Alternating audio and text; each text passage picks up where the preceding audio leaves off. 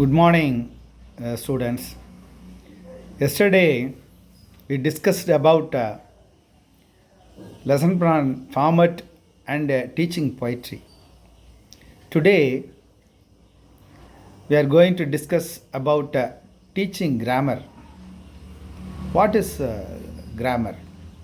Grammar means study or science of rules for the words and structure of a language. According to Thomson and White, grammar presents the fact of a language under certain categories. It is a practical analysis of a language, a description of the habits of the native speaker of the models selected becomes a prescription of the habits to be acquired by the foreign learner. A part of grammar deals with the forms of nouns, verbs, adjectives, etc. The patterns of sentences of structures from the syntax, accidents and the syntax together make up the grammar. This is a book. This book is on the table. This, in the first sentence, is a demonstrative pronoun, while in the second, a demonstrative objective. And then, types of grammar. According to Forrester, the essential thing about grammar is the practice of the correct form. Grammar and language are interdependent and inseparable. Grammar rules are made from the way of the language is used by the native speaker. The grammar rules facilitate the functioning of the language. There are two types. First one is prescriptive grammar or formal grammar, and the second one is descriptive grammar or functional grammar. Prescriptive grammar says how language should be used. This gives rules and norms or the language to be used as the basis for the language community. This user has to depend upon the rules for the correctness of his usage. Prescriptive grammar is rigid. Normally, no deviation is allowed. It considers the written form of language to be correct. It treats the subject of grammar on deductive lines.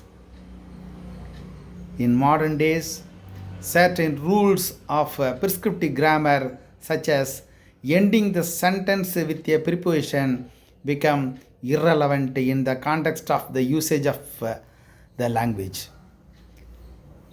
For example, what are you looking for is not acceptable in prescriptive grammar. It is theoretical grammar. It offers a systematic classification of all the language form. Next, descriptive grammar describes how language is used. This grammar records and describes the methods of usage of language by the users. Whatever is in use, it is accepted to be correct. It considers the spoken language as the function of English. It assumes that a living language keeps changing, and so its forms also change. It allows freedom for the user. Its approach is inductive. It's the unformulated types of grammar. Of the two types, descriptive grammar is superior to prescriptive. And then important areas to be discussed. It is the topics in grammar to be taught. First of all, you have to identification and recall of parts of speech on the basis of their forms and functions. Knowledge of tenses and models. Knowledge of non-finites, infinites, gerunds and participles. Identification of different kinds of phrases and classes. Recognition of parts of sentence, subject and predicate, subject, verb, object, complement and adjunct. Knowledge of simple, compound, complex sentences. Knowledge of punctuation. And then methods of teaching grammar. At present, the methods of teaching grammar have been classified in two categories. First one is deductive method or the formal method of grammar or the formal grammar method.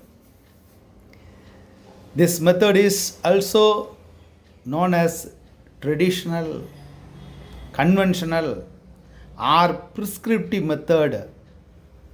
It starts with the rules and regulations of grammar.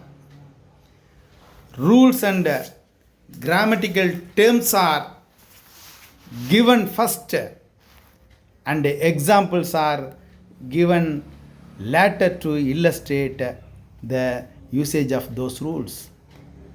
So the peoples take grammar as a code of inevitable rules, and that makes the subject to be felt dry and difficult.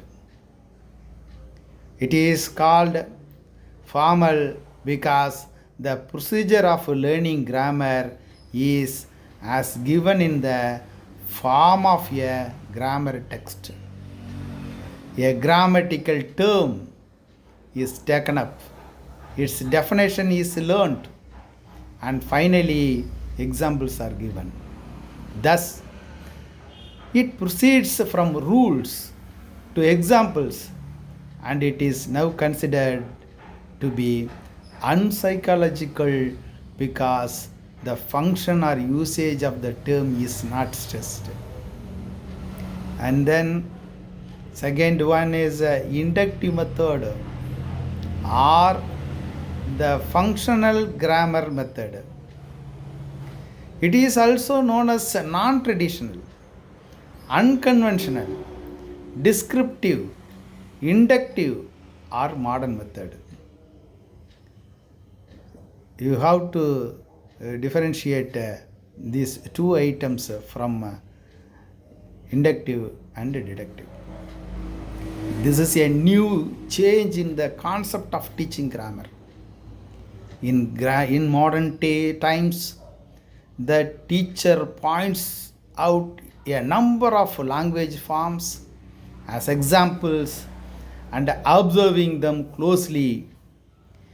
A generalization is made out by pupils and the rules are understood by themselves. Here we proceed from examples to rules. It is an approach from known to the unknown, from simple to complex, from concrete to abstract, and from particular to general. It is said that this method eliminates the dryness and the difficulty in the learning of grammar. And then techniques of presentation. Oral work is the sheet anchor of teaching grammatical patterns and structures. The beginning of teaching English should be purely oral.